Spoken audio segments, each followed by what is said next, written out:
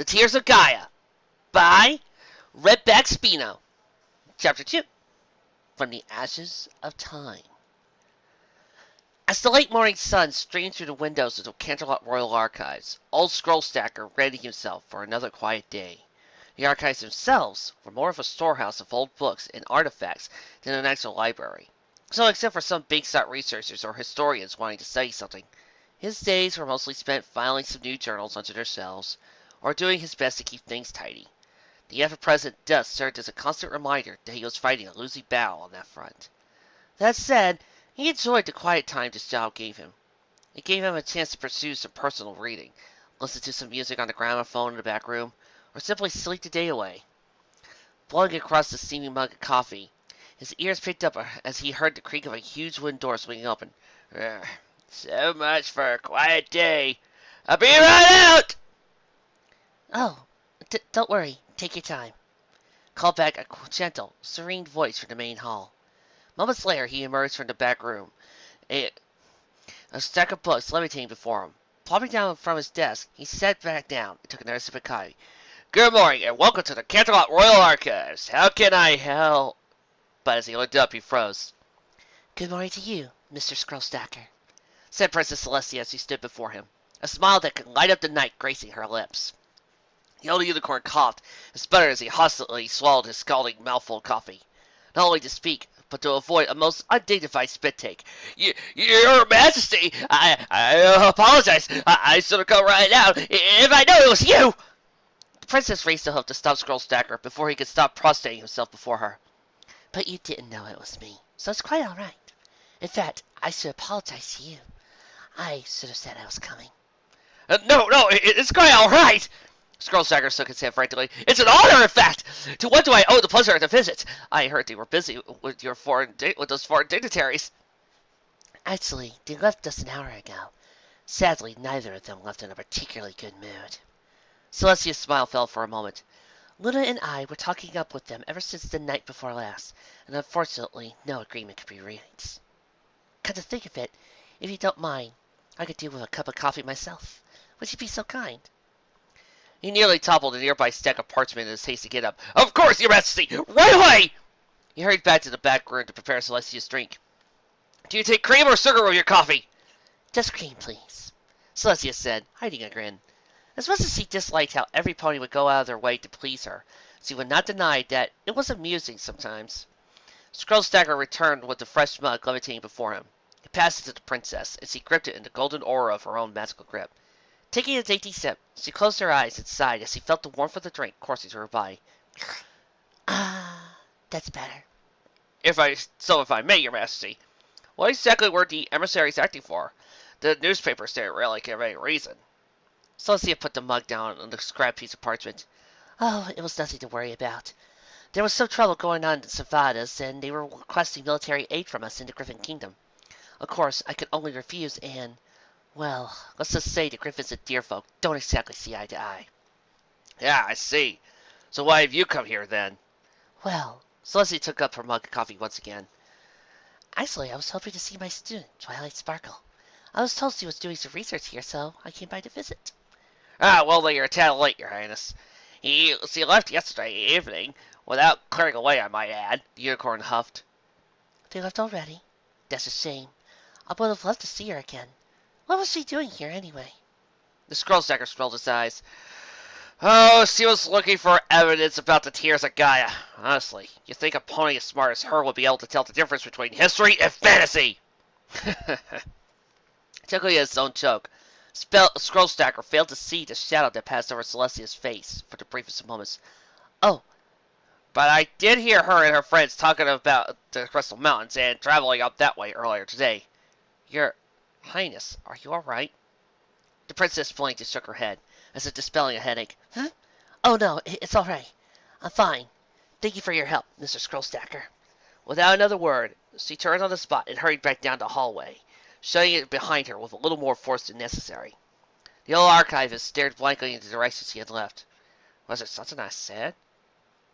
That night, Princess Luna was wandering the corridors of Canterlot Castle, basking in the pools of midnight that streamed through the windows, when she heard the echo of footsteps emanating from upstairs. Flying to the top landing, she followed the steady clip-clop sound until she stood before the doorway to her sister's royal chambers. She tapped on the door gently. "Sister, why are you awake still? Is all well?" She received no response, but she could just make out Celestia muttering something. "How could I be so blind? It all makes sense now! I'm coming in!" Celestia called out as he twisted the door. Luna called out as he twisted the doorknob and opened the door to Celestia's chambers. The source of the sound became obvious as she saw Celestia pacing back and forth across the room, her face stern and anxious. Every little ornate detail in the princess's bedroom was in its rightful place, except for the bedspread, which had been carefully tossed aside. "Sister, 'tis almost midnight. What are you doing awake? Is something the matter?" Celestia stopped her pacing, standing silent in the middle of the room. She looked up, as if only noticing Luna's presence. "Oh, hello, Luna. Yes, there is something the matter. I'm worried about my faithful student." "Twilight Sparkle?" Luna asked. "What has she done now? Enchanted another of her belongings with a wanted-needed spell?" she added with a chuckle. "This is serious, Luna! Twilight may be in serious danger!" The chuckle died in Luna's throat as she saw the look on Celestia's face. It read nothing but anxiety. "I have been informed that she and her friends have gone on the hunt for the Tears of Gaia." The lunar princess felt a heavy twinge in her heart as she heard that name. Even after all she had been through, the name of her fallen sister still tugged at her heartstrings. "The Tears of Gaia? Are you certain about this?" "Beyond any doubt," Celestia replied. "Scroll Stacker at the archives told me that she came in yesterday to do research on the Tears, and left later that day with her friends, talking about traveling to the Crystal Mountains." "But how is that possible?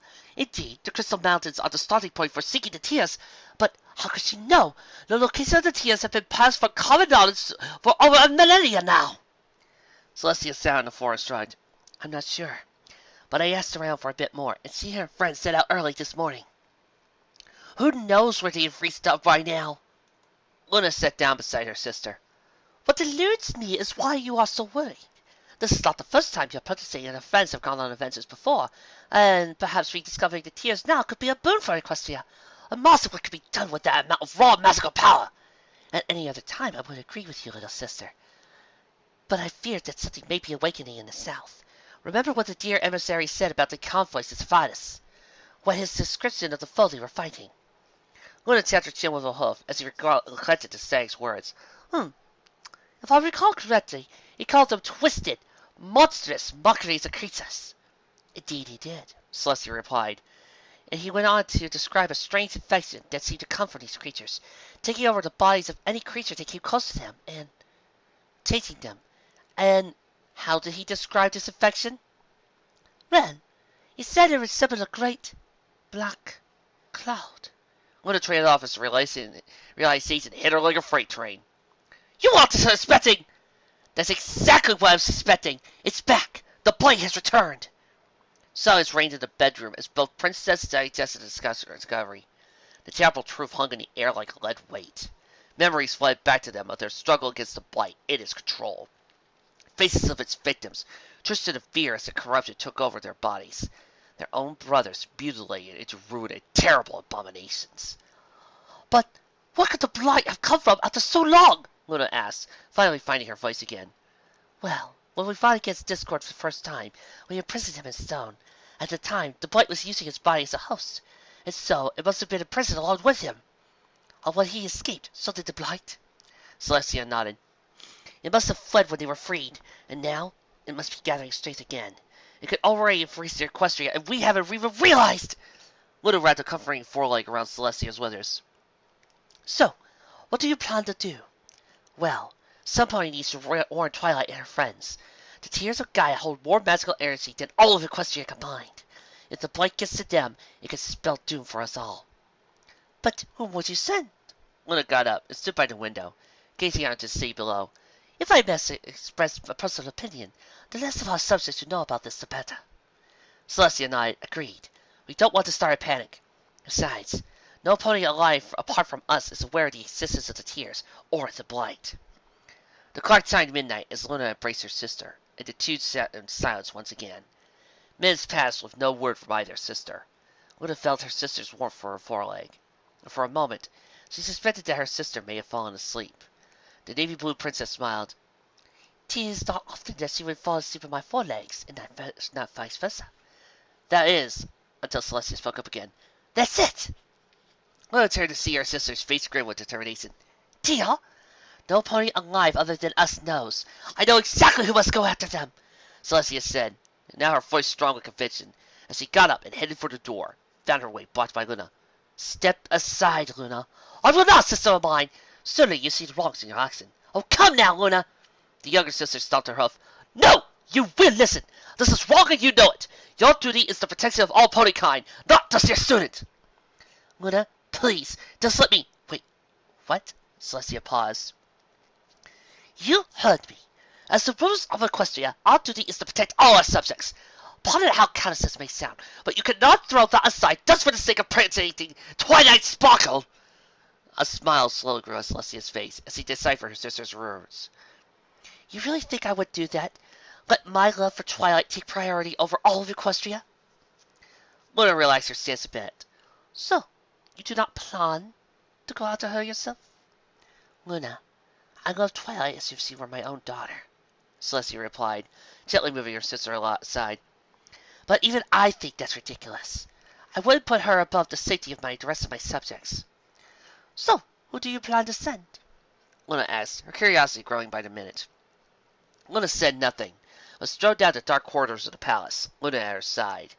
Down the stairs they went, out the back entrance and onto the grounds. Apart from the two sisters, there wasn't a single creature about. Even the beasts and birds of the night seemed shut away at this late hour. Not a word passed between the two as they crossed the grounds and passed through the streets of Canterlot. Once again, the Solar Princess found herself before the massive building of the archives. Her horn glowed with a gentle golden light that spread to envelop her whole body. Encased by her magical aura, Celestia strode up to and through the large wooden doors. Luna hesitated, though. She was still completely in the dark concerning her sister's idea. What could help them in the archives? Before she could use any further, Celestia's head put for the door. Come on, Luna. If I'm going to do this, I'll need your help. This is illegal, sister! This is breaking and entering, as well as trespassing! Celestia replied with a confident smirk. How so? Technically, all of Canterlot is our own land, which we can't trespass on it. And we're not breaking in per se, are we? Now come! Her head disappeared through the wall, leaving Luna alone again. Looking around quickly, Luna sighed to cast her own spell, rendering herself immaterial and phasing through the wall. As the two sisters strode through the endless cells of the archives, the only light provided by their own horns. Are you ever going to tell me exactly what you plan to do? Luna said, now getting thoroughly annoyed. Ah, here you are, Celestia said, ignoring Luna's question. Passing through a locked door on their right, they found themselves in a small room, bed-wrecked with shelves and desks. A dais rose up in front of the center of the room, topped by a massive hourglass suspended between two brass posts. And what, pray tell, do you expect to find in here? Luna asked, now beyond annoyed and starting to feel bored with her sister's antics. In answer, the White Princess placed a hoof on the bottom of the hourglass and tipped it over. As it reached an upside-down position and began to pour its sands the other way, there was a gentle click somewhere below the dais, turning over to its original stance. Celestia smiled as she felt the dais give before her. With a gentle telekinetic push, the massive stone slid along the groove in the floor. Luna gasped as the dais gave way to reveal a large, round hole in the floor. Stone steps twisted down into the darkness below.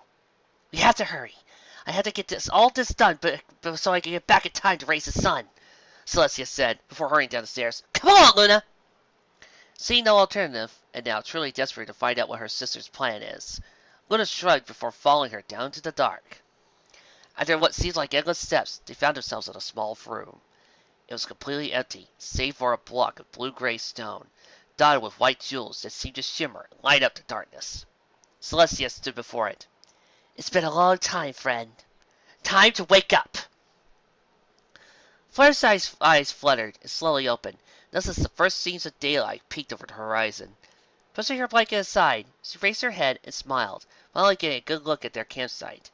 She and her friends had been walking long after sunset the night before, and so when they finally set up camp, there was not enough light to see much of their surroundings. But now, as the rosy fingers of the dawn illuminated the world below, she could see that they had slept in a broad clearing, a thicket of trees to the right, and a small stream meandering to their left. "My sleeping head!" Rolling onto her side, so you can see Pinkie Pie and Twilight Sparkle, both seated by a small campfire. Twilight was busy poring over a large scroll, a detailed map of Equestria drawn intricately into it, marking routes and paths with a pencil. Pinkie waved to Fluttershy with a tearful smile. "Come on, Fluttershy, it's time for breakfast!" The Pegasus then finally realized what it was that had awoken her. The heavily set of fresh toast. Pinkie Pie had set up a grill over the top of the small campsite fire, on which she was toasting slices of brown bread. Fluttershy noticed with some curiosity that the campfire in question burned a strange purple color. "Isn't this great? Twilight set up agreed to conjure up a fire for us. Nothing like fresh toast and jam to start up your day." Pinkie says she definitely flipped a slice of toast over with the tip of her snout. "Ooh, feels like you're almost done." "Well, it seems safer than just trying to start a real fire," Twilight said. "Besides, we're not in any real hurry. We can afford to take things slowly." And, true to her word, they did indeed take the morning slowly. It was another 15 minutes before Applejack, Rarity, Rainbow Dash awoke, needing some encouragement more than others, and they took their breakfast at a leisure pace, filling themselves up for the day's hike. After all, they had been walking non-stop across the country since they left Canterlot the previous morning, and they had been too tired to make a proper supper. "Ugh, delicious!" Rainbow mumbled through a mouthful of toast and jam. "So, Twilight, what's the plan for today?" Putting her slice of toast aside, Twilight unrolled the map and levitated in front of them. "Well, we're about here, in between this river." Twilight pointed a long, winding line on the map. "And these mountains here, the Fall Mountains. It's a pretty simple trek straight up north along the river. If we keep up a good pace, we can make it through the woods to the base of the Niagara Falls." "Niagara Falls!" Rarity squealed. "Oh, we must simply stop there. I've always wanted to see them, but I never had the chance myself. It's supposed to be simply gorgeous." Twilight grinned. "Well then, good news, Rarity. By my calculations, we'll probably be camping there tonight." The white unicorn promptly tumbled backwards. A giddy smile plastered her face. One quick dunking in the river, and one awake and thoroughly drenched unicorn later, I blame Rainbow Dash. The 6 of them were busy packing away their supplies. It was due to only be a journey about a week, so few supplies were needed. Each of them carried their own blanket, which could double as a cloak if needed be, and a small pillow, a canteen of apple juice, along with a variety of food, ranging from apples and pears to small loaves of bread to sweets and miniature cakes, as well as plenty of fresh vegetables and flowers. Along with this, each pony had packed their own supplies, things they knew would be useful. Applejack's coils of rope, Twilight's maps and scrolls, Fluttershy's first aid kit, Rainbow Dash's lucky Wonderbolt scarf, Rarity's newly purchased hat, and Pinkie Pie's cooking equipment, which included, of all things, a jar of sprinkles. "I tell you, girls, you never know when sprinkles can come in handy until you need them, and you don't have them!" Pinkie insisted as he rolled up her blanket and stretched it in front of her saddlebags. "Right. So, girls, ready to go then?" Rainbow asked as she slid her own saddlebags around her shoulders. All 5 mares nodded. "All right then, let's move!" Twilight proudly called, leading the way, her horn glowing magenta. The purple fire died down before sparking out completely with a small pop. Turning to face north, the pony set out along the riverside at a leisure pace. As they hiked across the landscape, ponies chatted idly, their minds wandering to just about anything. They would talk about what they could see, interesting landmarks they passed, and what they expected to run into, anything that crossed their minds. "As lovely as this hike is, I see no reason we could have gotten the train at least some of the way. I'm sure we could have cut the journey in half!" But Applejack shook her head. "No doing, Rarity. The trains don't go this far north. Northbound lines all head east from here, over to the Manhattan and Shallow Shades. Darn shade the Shallow Shades ain't our route. My auntie Honey Chris lives up in those parts." "Besides, Rarity, if we took the train, we could stop and have sights like this all to ourselves." "Sights like what?" Rarity looked up ahead where Twilight was standing at the top of the ridge. Seeing the others trotted to the top of the ridge to join her. Each and every one of them stared with wide eyes. Rarity's eyes wider than any other. "Oh my!" It was like an endless sea of green and rolling, shimmering, as the gentle summer breeze blew through it, and stretched for miles, uninterrupted by any settlement or building, broken only by the river, which snaked and twisted through the panes into the distance, and the occasional corpse of trees or a rocky outcrop. The sunlight streamed through the gaps in the clouds above, forming vast, mile-wide spotlights on the ground. And there, on the far horizon, were the dim purple-gray silhouettes of the Crystal Mountains. "I take back what I said," Rarity whispered, awestruck. This was worth the long hike. The group stood and stared for a good 5 minutes before they could finally collect themselves and continue to trek into the whirling plains of grass. Not a word passed between the ponies as they stood around in awe, silent except for the occasional gasp or sigh of wonder. So entranced was Twilight especially, that it took her a while to realize that Pinkie had begun whistling and humming odd little melodies and bars of music to herself. She turned to look back at the group and caught the eye of her bubbly pink friend. "Oops! Sorry!" Pinkie said, suddenly stopping her humming. "Was I reading in a moment?" No, go ahead." Twilight shook her head. "It sounded nice. What was that?" Pinkie gazed around for a moment before answering. "Oh, just a little song I was putting together in my head. Because, really, when somebody's hiking through the huge epic landscapes like this, what that pony needs is a song to sing about it!" Or at least say epic score by the guy who does Lord of the Rings. The 6 friends chuckled at the thought. Rarity picked up the pace lightly until she was walking alongside Pinkie. "Well, by all means, darling, if you feel like singing, go ahead." Yeah, a good walking song to help us keep us strong on a small pace." Pinkie needed no second bidding. Puffing up her chest with a deep intake of air, she burst into song, strolling along in time. "There's a road pulling me astray, step by step pulling me away. Under moon, sun, and star, we'll take that road, no matter how far. Where it goes to, nobody knows. Who really cares? Just follow where it goes. To strange new lands beyond the sun. Take that road, wherever it runs.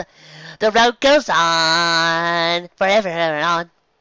Over hills, plains, and dales, mile by mile, free and wild. To surprise me, the world never fails. A few more miles, then some lunch. Those flowers look yummy, would you like a bunch? Rest our rumps on the grassy floor. Then take that road 100 miles more. Pluck some fruit from the branches of a tree. Juicy and plump, as sweet as it can be. Rumbling from place to place, with a big happy smile on everybody's face. The road goes on, forever ever on. Over hills, plains, and dales, mile by mile, free and wild. To surprise me, the world never fails. Stop when the sun falls for a day. Down on a flowering bed we lay. Sleep through the quiet night, safe and sound. Dreaming of wherever you're bound. Wake up in time to watch the sunrise. Wash the sleep sand from your eyes. Then head out to the world again to seek adventure with my very best friends. As he broke into the final chorus of her song, Pinkie suddenly heard her voice mingled with the voices of 5 other ponies, all singing in joyous harmony. Looking to her left and right, she found all her friends trotting beside her, singing their little pony's hearts out. The road goes on, forever ever on. Over hills, plains and dales, mile by mile, free and wild. To surprise me, the world never fails. Whew. The 6 ponies trotted in high spirits, laughing and cheering at their impromptu performance. They leapt and bounded and tumbled through the tall grass. Some of the braver poured carefree, splashing through the shallow river as they were following. It was a delight to be out in the wild countryside like this. Sure, Ponyville was no metropolis with neighboring forests and farmlands, but this was true wilderness. No civilization or settlements for miles around. Even Rarity had to agree that this remoteness was definitely preferable to any town. Unbeknownst to the young mares, they were not truly alone on these plains. A few hundred miles away, a solitary creature stood amongst the grass, chewing contentedly on the juicy green blades as the wind rustled through his broad, pale antlers. Old Esco's ears had pricked up at the sound of the voices carrying on the breeze. He watched the young ponies hiking through his countryside, and a warm smile on his wrinkled face as he heard the bright pink one singing at the top of her lungs. That was nice," Esco said, to no beast in particular as the song ended. It does an old fellow proud to hear young'uns singing. Sound carried far in these crested plains, however, and seemed that Sesko may have spoken louder than he thought. The white pony in the midst of the group turned and waved straight at him. Oh, look! A moose!